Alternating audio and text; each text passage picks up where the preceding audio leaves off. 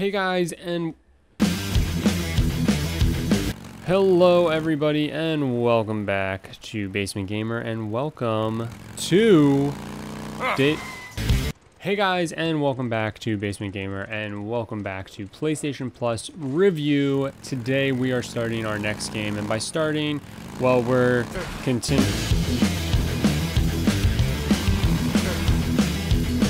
I've beaten the game already. The game today is Days Gone. Now, if you maybe clicked on this video because you want to hear my thoughts on whether or not I think Days Gone should have gotten a sequel, because that has been in the media lately, you'll have to stay tuned until the end. That's right. I'm putting a watch gate on this. You have to watch the entire video, or I guess technically skip to the end. But, you know, I've played the game already. I decided that I'm actually just going to be driving around the map a little bit. This is an old save, so that's why there's still a lot on here. But yeah, not gonna really be jumping into the story. I'm just gonna be giving my feedback on it, and we're gonna be taking a nice little chill motorcycle ride. You know, that's just, you know, what we're gonna be doing. And yeah, before we get into my thoughts on this game, as I try to hopefully hit this jump, embarrassing. If you guys could go ahead and leave a like on this video, if you could subscribe to the channel if you haven't already, and let me know your thoughts on Days Gone, especially if you thought it deserved a sequel, down below. Without further ado, let's get into Days Gone. Days Gone is your typical zombie survival game, except you get to ride on a motorcycle 90% of the time. Think Walking Dead, you know, Norman Reedus' character, the guy with the crossbow. Daryl. Think him, but your name's Deacon instead. It's close, but it's not the same. The game is fine, you know, and to bring it back to the series, you know, is this game a good offering for PlayStation Plus? Hell yeah, it's like an A+. This is a great game for PlayStation Plus. Now, the game as a whole, though, like probably a B+. It's a good game, but it does have its issues. A lot of reviewers gave it crap for being kind of rigid, repetitive, stuff like that. I don't know if repetitive is really a good word for it. I think the gameplay is varied enough, but the dialogue is something that definitely, like, sometimes takes you out of it. But yeah, as a survival game, it works really well. It's good. I mean, you have to, like, conserve your fuel. You don't have to go that hard, but, like, you got to do it, and it's just like a neat mechanic. And it's not to the point where some survival games get, like, real annoying with it, you know? You know the games that I'm talking about? I'm looking at you, 7 Days to Die, being all fucking annoying and like, oh, your stamina isn't going to come back up, or your health, unless you eat. It's annoying. But yeah, there are certain parts of the game that are, you know, extremely fun, like fighting hordes, something that I think most people would want to do in a zombie game, that you don't have access to, spoiler alert, until after the game is basically done. You might actually have to complete the story before you're actually able to go and fight hordes, which is super annoying to me, because I think that's probably one of the best parts of the game, and is a part that I think a lot of people would have actually really enjoyed had they had the opportunity.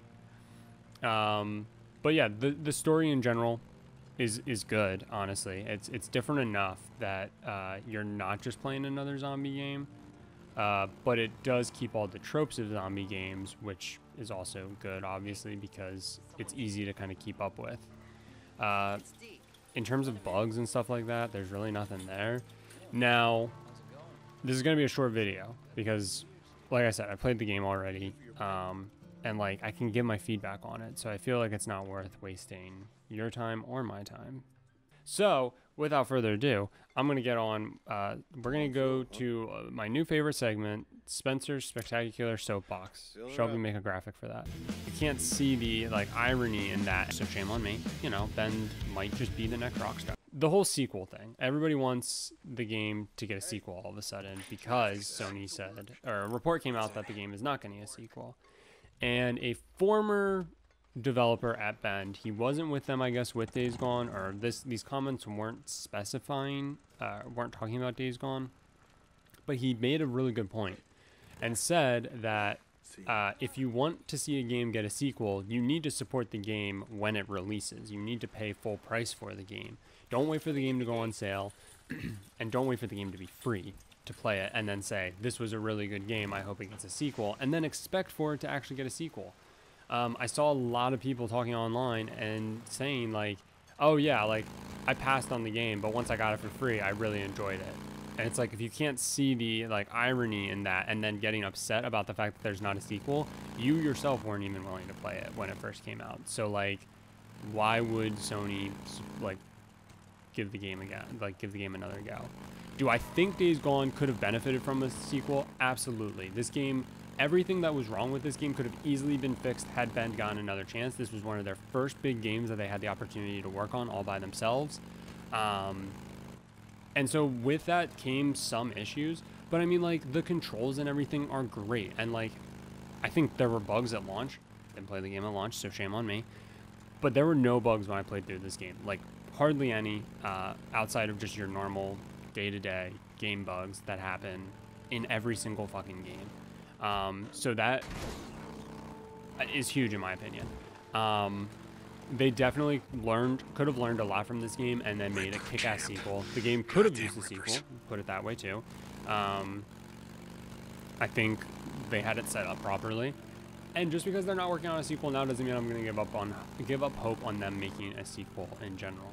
Sometimes games take a really long time to get sequels. Looking at you, Grand Theft Auto and Red Dead. So, you know, Bend might just be the next Rockstar. Who knows? They are working on a new IP that I'm super excited for. But, yeah, you know how it goes. Yeah, no, I mean, there's really not much else to say. The game is fine. It's dare I say, it's a good game. On my personal scale, this game would get like a mid-80s. I think, honestly, it didn't get reviewed that bad in the grand scheme. Bad for reviews. I think the worst I saw was like a 6.5 on IGN. So it's not great, but I mean, if you think about it, 6.5 still is probably a good game. So keep that in mind when you look at reviews and stuff. But my personal, I would give it an 85. It's a game that at the time I literally said in the podcast I did with Mike, I said this game could benefit from a sequel. And then a few weeks later, we hear that it's definitely not getting a sequel because Sony hates me. In terms of for PlayStation Plus and for the month as a whole, so what, we were playing Oddworld, and like, Oddworld gets bonus points for being a new release, for sure, and I think that's really cool. For this, a couple of things to take into account in terms of value. If you are a PlayStation Plus subscriber, you have Days Gone for free on the PS5. However, the game is a PS4 game, so if you don't have a PS5, you have Days Gone on your PS4. And it's a game that I think a lot of people passed on, that I think a lot of people should play. It's a really good game. And in terms of an offering this type of game on PlayStation Plus that people can get for free, this is an A, an absolute A. So far the month has been pretty good. I forget what I gave Oddworld. I'm just going to arbitrarily say I gave it a B. An A for Days Gone, absolutely. And I'm excited to see how the Zombie Wars 4, or whatever the hell it is, Zombie Army, is, because this month actually may end up realistically being a little bit better than I gave it credit for. Still probably going to be the worst month so far this year. But yeah. Okay.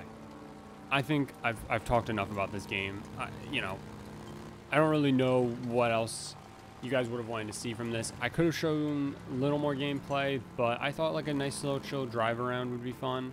Instead, I was going to fight a horde, but I didn't have a save, so I thought a nice little drive around was more fun. Most importantly, I do want to hear your thoughts. Do you think, not making a Days Gone 2 is a big mistake, or do you understand why it's not happening and are just upset about it? Or do you think the game didn't need a sequel because you fucking hated it? You can let me know all of that down below. Also, let me know your thoughts on getting it for free. Are you a little bummed because we already have it for the PlayStation Plus collection? Or do you not have a PS5? Are you not an elitist prick like me? And do you actually appreciate that they gave you one of the exclusives, from the PS4 era that you get to enjoy now before you even get your PS5? I think it's a great deal in that sense. It shows that they're still providing value to PS4 users because not everybody has a PS5. I think that's a really good move. Let me know down below your thoughts on Days Gone as a whole. Let me know all of it. Everything. Like Deacon, thoughts? Thought the actor was a little rigid that time delivering his lines. Actor himself, pretty cool. Pretty cool guy. He loves Days Gone. A lot. Sam Witwer, I think is his name.